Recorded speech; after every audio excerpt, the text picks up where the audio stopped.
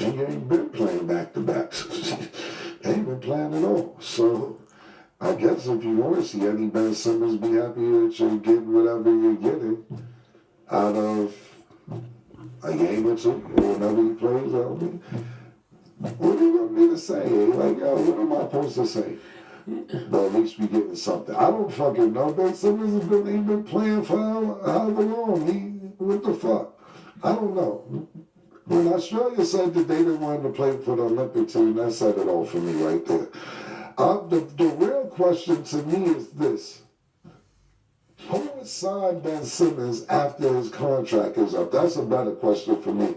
What team would take a chance on Ben Simmons? Because to me, you know what Ben Simmons may excel at? Is with the Lakers. And because LeBron ain't gonna let him do the shit that he's doing. You know, Anthony Davis, I really be believing Anthony Davis get hurt. It's just, goddamn, how much you gonna get hurt, bro? You know what I'm saying? I don't think Anthony Davis is trying to cheat the game, but it's just ridiculous. It's just fragile. Yeah, he's not durable. I remember, I don't know if it wasn't last season before last, he was so hurt, and he was tired of people saying that he was hurt, that he got out there for like 2.5 minutes and just was limping up. They said they clapped it up like, get off the floor, bro. We know you hurt. But the fact that he even had to go that far to do that, that's because people always saying he's hurt. And it was courageous to do that. But Ben Simmons is going to have to be around somebody who he respects basketball-wise, and is going to get him to want to play even through being hurt. Because if you're injured, don't play. If you're hurt, go ahead and play. Yeah.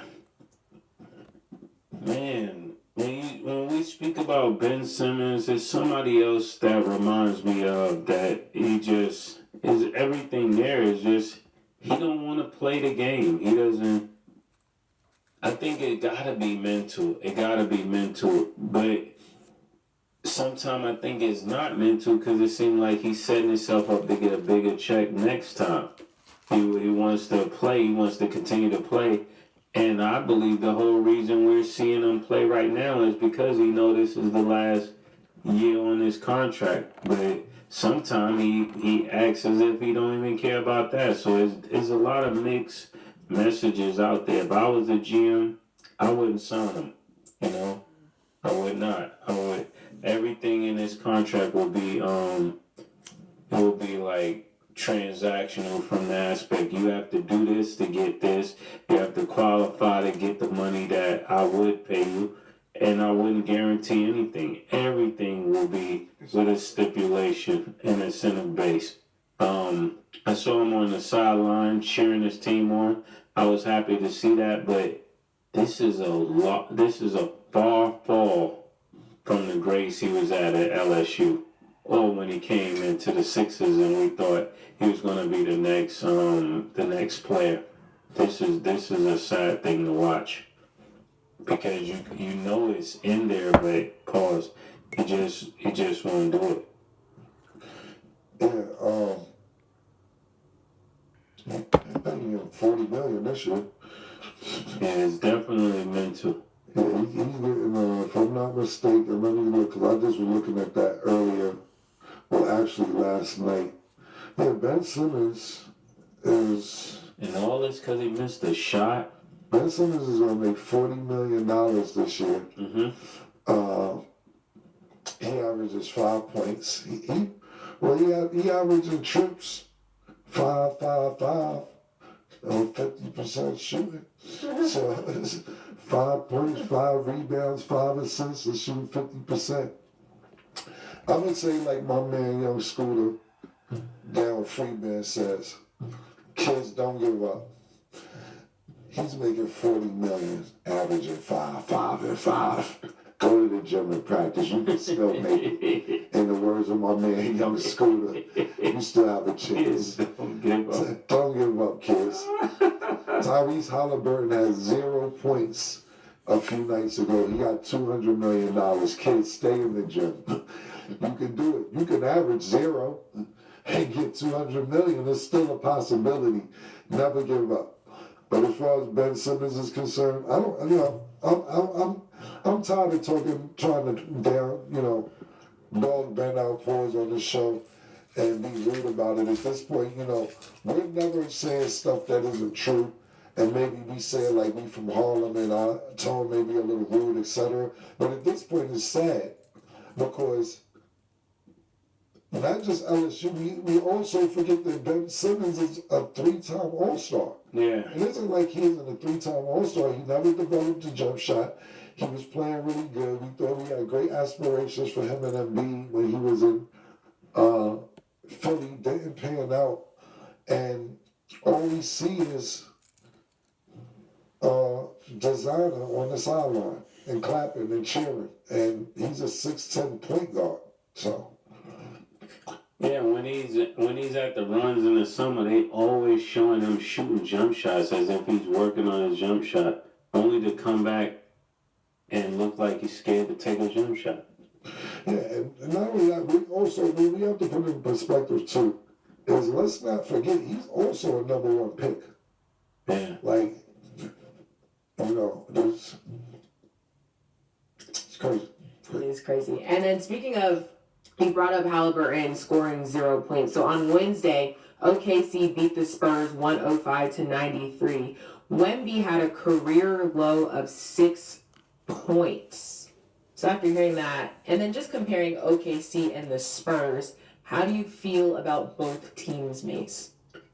When the Spurs are playing, I heard the commentator or somebody say it looks like they're a practice team or like a practice unit playing against a real NBA team. And I think that is the most disrespectful thing you could say about any Popovich team. Because Popovich normally have his team prepared. But when you're looking at this unit, I don't know. Is it Chris Paul? Is it, they wasn't losing like this last year, They wasn't looking like a practice team. At least people had some wherewithal about themselves coming to play. And they normally do come to play, but this game was just horrendous. No shot at Chris Paul, but Chris Paul turned his team around. You're there, you're an NBA Hall of Famer, and you're playing with a future Hall of Famer. But that's supposed to be enough. 2 Hall of Famers is supposed to be enough to not be losing by the numbers that y'all losing by. That's all I want to say.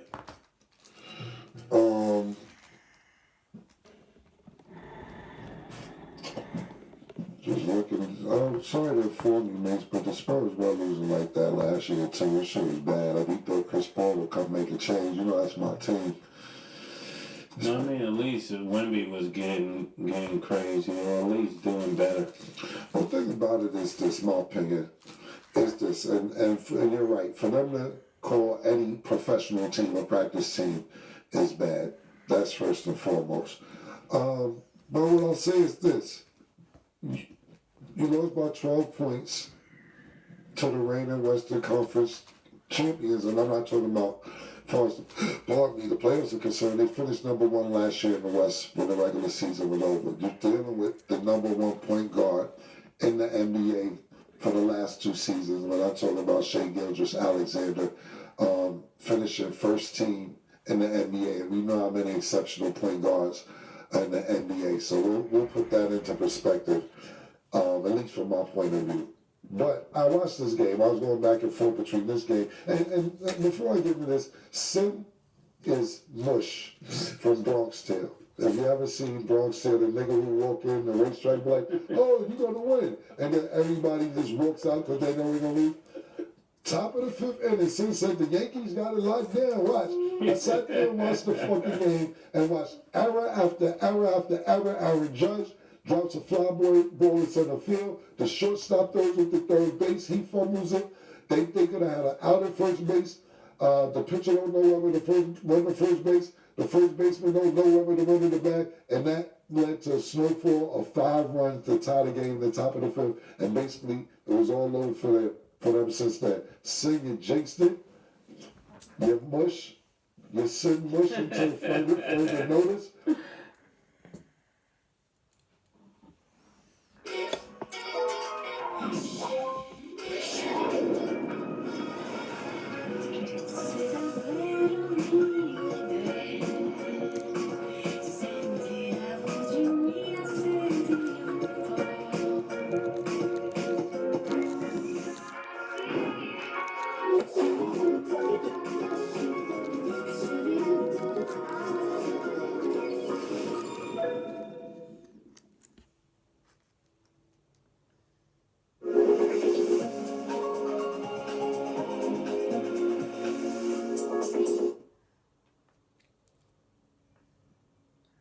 And as much as I want the Yankees to win, I'm sorry that they didn't win. Congratulations to the Dodgers. But back to further notice, any championship runs through a Liberty in New York City until further notice. The Liberty run the sports network, whether I look for football, basketball, male basketball, hockey, soccer. The Liberty are the champions. I don't care if you say nobody came to the parade. I don't care if you're talking about it's going to be cold out. Niggas going to have their parade on flatbed tow trucks. Nobody coming in. Listen, I don't hear that. You're taking away from the achievement. The Liberty run New York as far as championships concerned. That's that. You jinxed it last night. And what else do you want to say to Sebastian? Telford? Yeah. Listen, Sebastian got a lot of issues going on, but he definitely sent me and when I say issues, I'm not meaning in a bad way. I'm talking about Sebastian was more beef with everybody. He got Sebastian. When I speak to him, he got a problem. He's on the tail with everybody. So I'll let him vent. But he definitely sent me a video of the Liberty parade not being that crowded. But I just wanted to spew that out because I actually haven't been watching the World Series that much. But as soon as I sit down and watch it, because Sid's telling me it's all good, I watched it crumble all in front of my eyes. And I actually turned. I turned because I said maybe they'll be winning when I'm not watching. They actually went up 6-5. And by the time I got the final score was over. Liberty run New York City as far as championships concerned. Back to this game. The reason I even brought that up because I was flipping back and forth between these two games. Right now, watching this game, OKC looks really, really, really good. Really good. Like, and I'm not going to put this, I'm not making everything I say about Spurs. I'm going to concentrate more on OKC. You see a clear difference between Chet and Wemby. It was a time during the game, if another player didn't break it up, Chet had the ball and picked his dribble up at the foul line, and Wemby was on him. And he didn't find my pass through, and he threw it off the backboard and tried to catch it. Somebody else came and broke it up. Mm-hmm. But if the other person didn't come and break it up, he was being wild disrespectful to Wemby the whole game. Not only that, he played outstanding. He finished leading the game, or at least OKC. He had 19 points. Shea had 18 points. Actually, Dort had 20 points. Chet had 19. Shea had 18. OKC looks like a well-polished team, and it looks like they're going to make some noise. They're 4-0 right now, 2-0 at home, and it looks like, Cam, keep picking Minnesota Mason. Keep talking about the Denver, whatever other show. Keep talking about that. They like, y'all gonna respect us, and this is the year that y'all are gonna respect us. And that's what I got out of watching that game last night, because I said, these niggas are good. Not only that, you have to think about this. They could be a matchup nightmare when Harstein gets back. When Harstein gets back at center, if you have him in Chet and you move Chet to the 4, this could be a very, very big problem for a lot of teams moving forward. So OKC is somebody to keep an eye on. I know they haven't been in a lot of national games the last couple of years, and people are like, well, how the hell is Shea Gilgeous-Alexander number 1? You will find out this year, because they will be playing on TV a lot this year. Yeah, I think their team is really strong. I think they're really missing a third player. The player that they have, he's decent. What's his name? Jalen Williams. Jaden Williams. He's pretty cool, but they're gonna need somebody really. They're gonna need him to step up. Not a different person. He's gonna have to do more when it comes to like a Kevin Durant or different people like that. What he's doing today won't be enough for a championship. It'll get them to make some noise in the playoffs, but this is a team that should be the first team to cut the nets down or that will get a ring in OKC. I think they got that kind of team, but he would have to step up. What's his name again? Jalen Williams. Call him J- J though. Huh? J-Dub. But J-Dub, you're Yeah. gonna have to step up. For J-Dub. them to be a championship J-Dub. team, you're gonna have to do more than what you're doing. Yeah. Not that you're not balling. You guys are looking great out there, pause. But you're gonna have to do more for it to be a championship team. Because you know when it comes to championships, it always end up being that second and third person that make the difference on the team, and that's you. Yeah. Make the difference.